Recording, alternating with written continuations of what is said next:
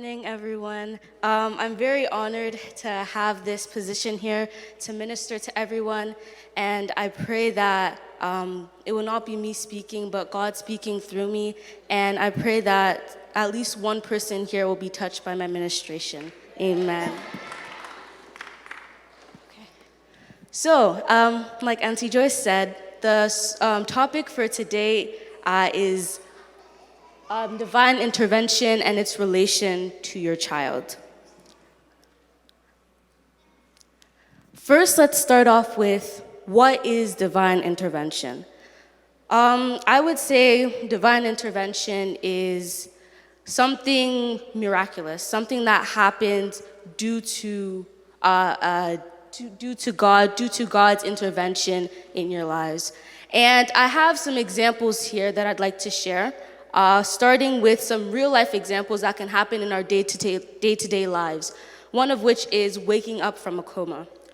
So due to the unexpected and uncertain nature of comas, when someone falls victim to them and then ends up recovering and waking up, it is usually seen as miraculous. And I think the reason for this is because it can only be done through the power of God. You can't take that glory for yourself. You see a lot of cases where a lot of medical attention is brought to the patient, and a lot of things are done to help that patient, but that patient never ends up waking up. Then you see in other situations where doctors say, this person is not going to wake up, this person is not going to make it, and then God intervenes and does it. So it's never by our own power, it's only by God's. The next example I'd like to talk about is being late for a flight that eventually ends up crashing. I'd actually like to share a story of Mount Zion that I once watched, and it was similar to this, but it was about this man who was late to his workplace, but then the building eventually ended up burning down.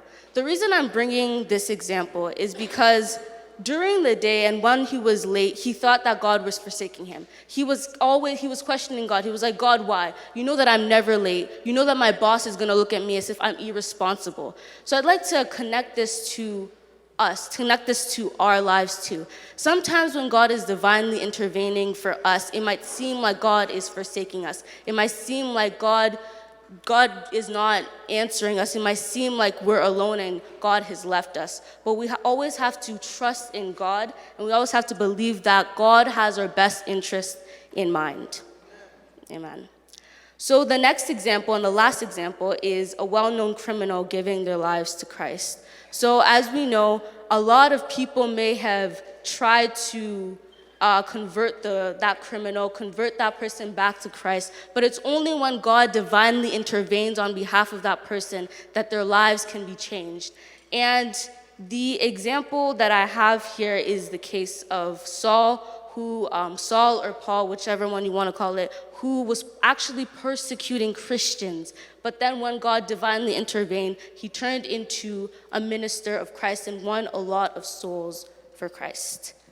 Amen. Some other biblical examples that I'd like to talk about, or just briefly touch on, is the story of David and Goliath.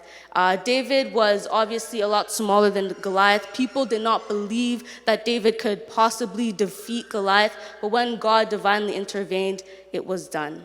The story of Esther, it did not say that Esther was more beautiful than the other girls. It did not say that she was better. It did not say any of that, but it was only by the intervention of God and divine favor that she was able to attract the attention and favor of the king. The next person I'd like to talk about is Joseph. He went from his brothers hating him and selling him to slavery, then being wrongly put in prison and staying there for many years. And then finally, he turned into one of the greatest people in Egypt of that time. That's only by God's intervention. And like I talked about, the story of Paul. Okay. The Bible reading I'd like to be taking today is from John 6:4-13, and it's about Jesus feeding the 5,000. So I'd like us all to open to John 6:4-13.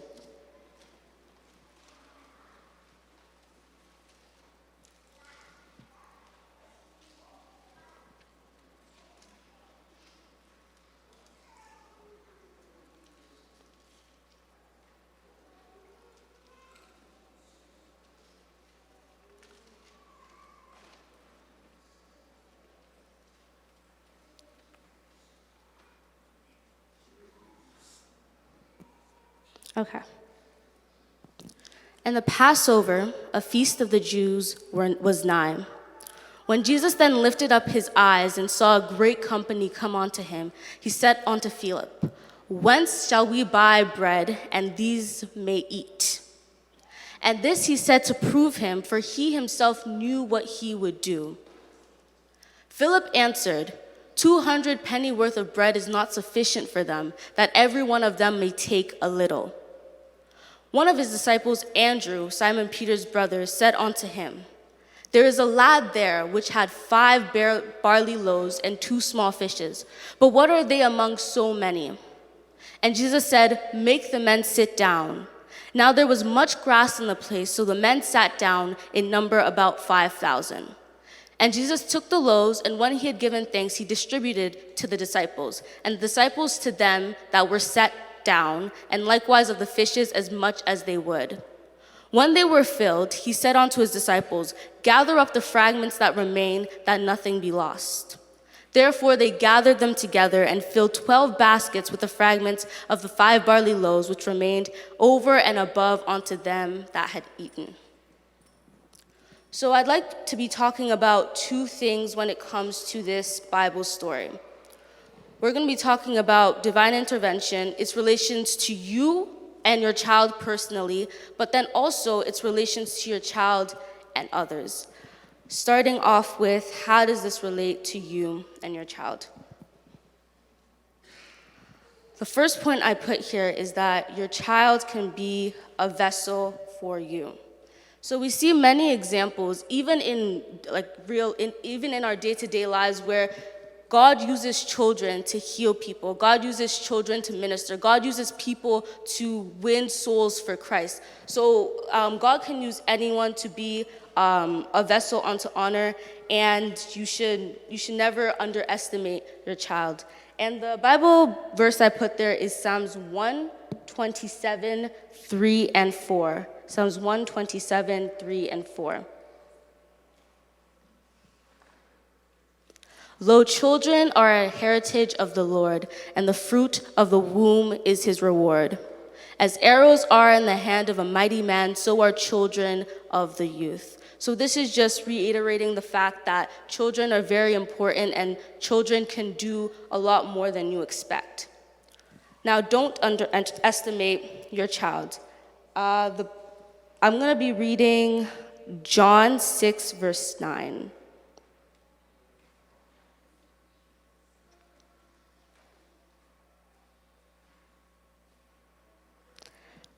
John 6, verse 9 says, There's a lad here which had 5 barley loaves and 2 small fishes, but what are they among so many?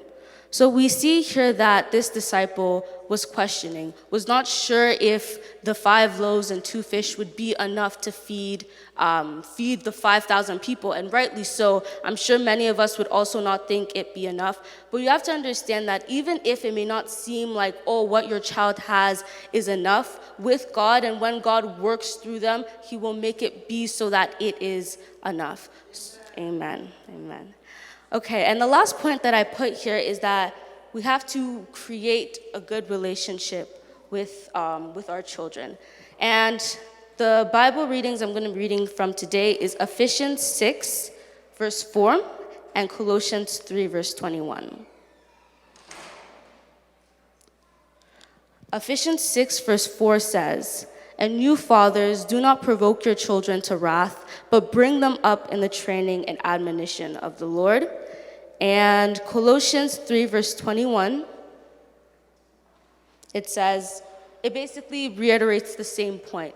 So with the story that I brought to you today about the disciples and the 5,000, we can infer that the disciple didn't just go up to the child and just snatch his food. He must have asked in a way that was amicable and in an amicable manner.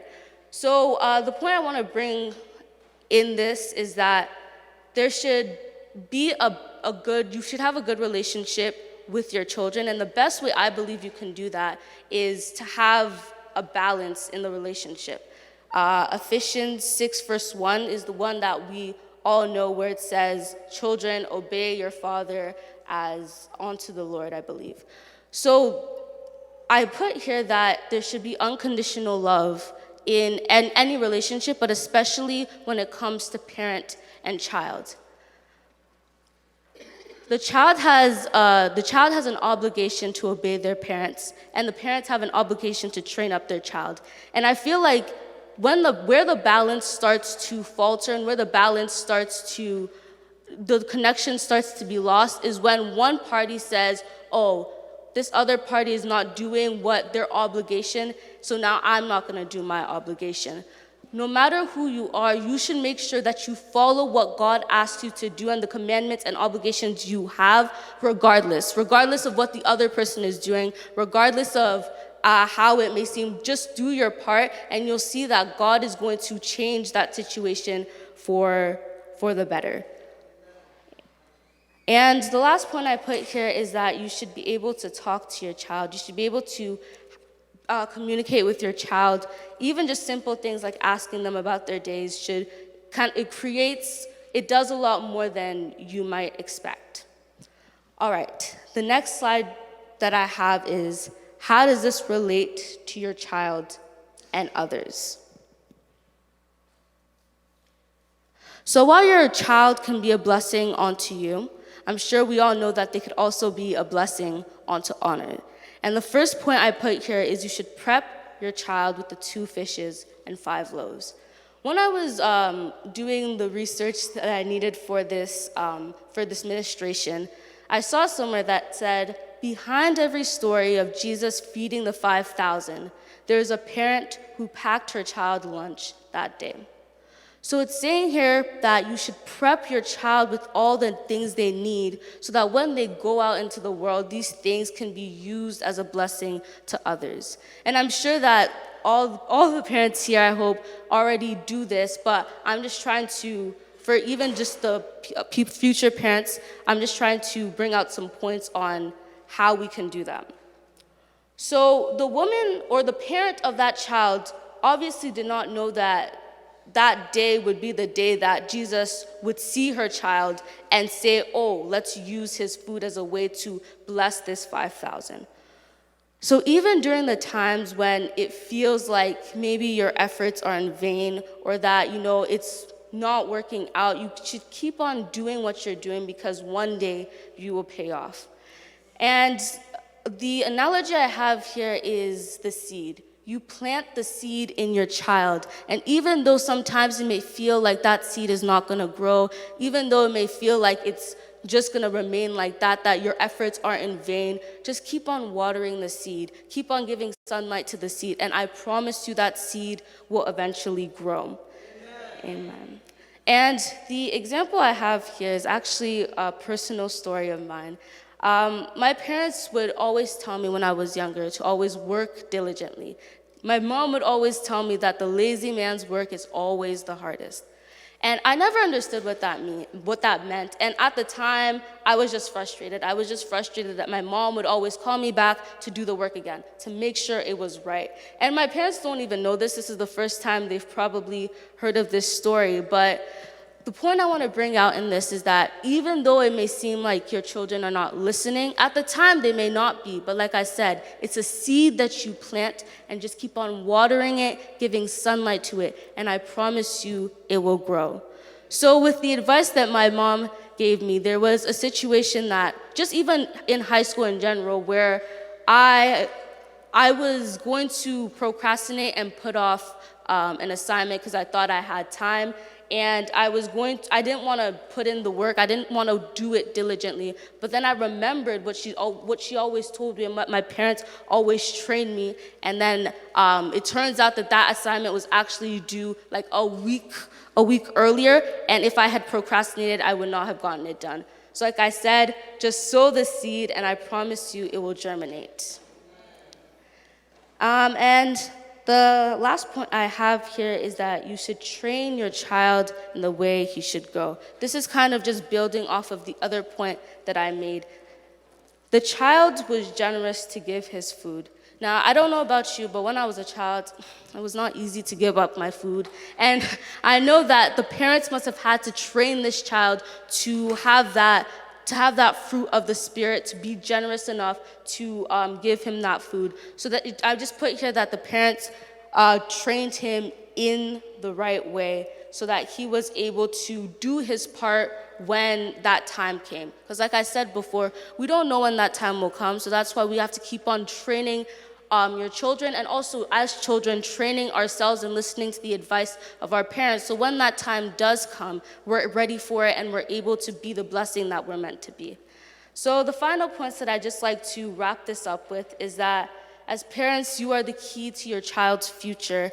And even if it may seem that your efforts are in vain, and even if it may seem like it's not working out, that your child is not listening to you, just keep on watering that seed, keep on giving sunlight to that seed. And like I've said before, I promise you, your efforts will not be in vain.